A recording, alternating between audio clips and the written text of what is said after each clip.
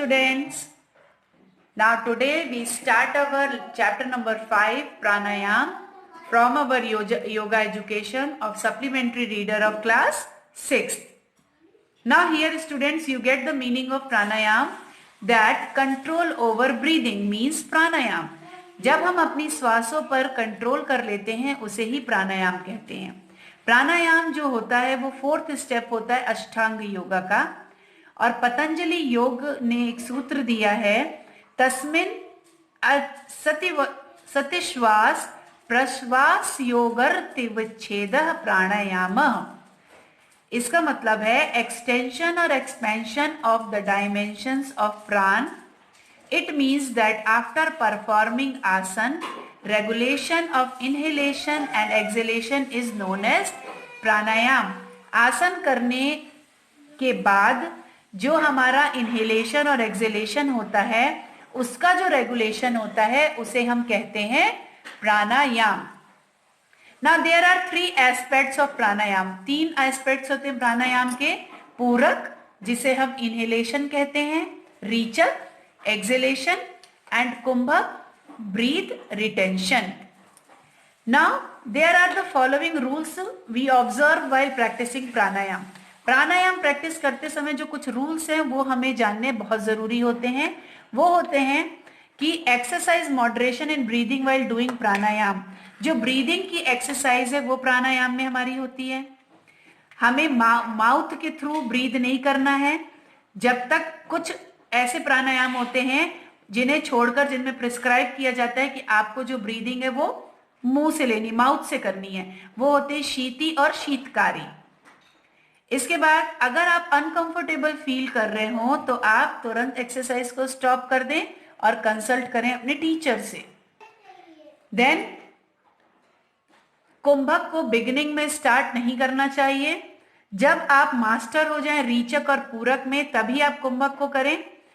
Duration जो होता है रीचक का वो डबल होता है पूरक से, और कुंभक जो होता है वो 4 टाइम्स होता है दोनों का।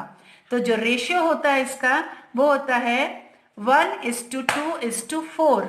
मतलब पूरक अगर 1 है तो रीचक 2 होगा और कुंभक जो है वो 4 टाइम्स में होगा। The first exercise is deep breathing, गहरी सांस।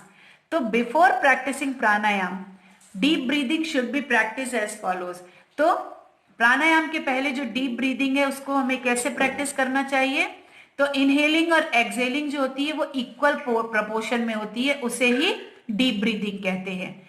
तो सेम उसका सारा प्रोसीजर वही एक्सरसाइज का कि आप वज्रासन में बैठे या पद्मासन में बैठे, सिद्धासन में बैठे, मेडिटेशन पोज में अपनी आंखें बंद रखें, ज्ञान मुद्रा में रहें आपकी हथेलियां।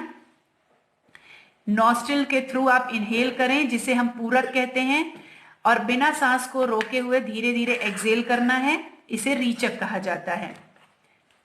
जो बेनिफिट होता है इसका वो होता है कंट्रोल्स ब्रीदिंग। आप अपनी सांस पे कंट्रोल कर सकते हैं, help in concentration and purifiers your thoughts. आपके विचारों में भी शुद्धता आती है। 5.2 में दिया है नाड़ी शोधन प्राणायाम या जिसे हम अनुलोम विलोम कहते हैं। This pranayam is done by alternate inhalation through nostril. Alternate inhalation होता है nostril के through. Here you see in this picture.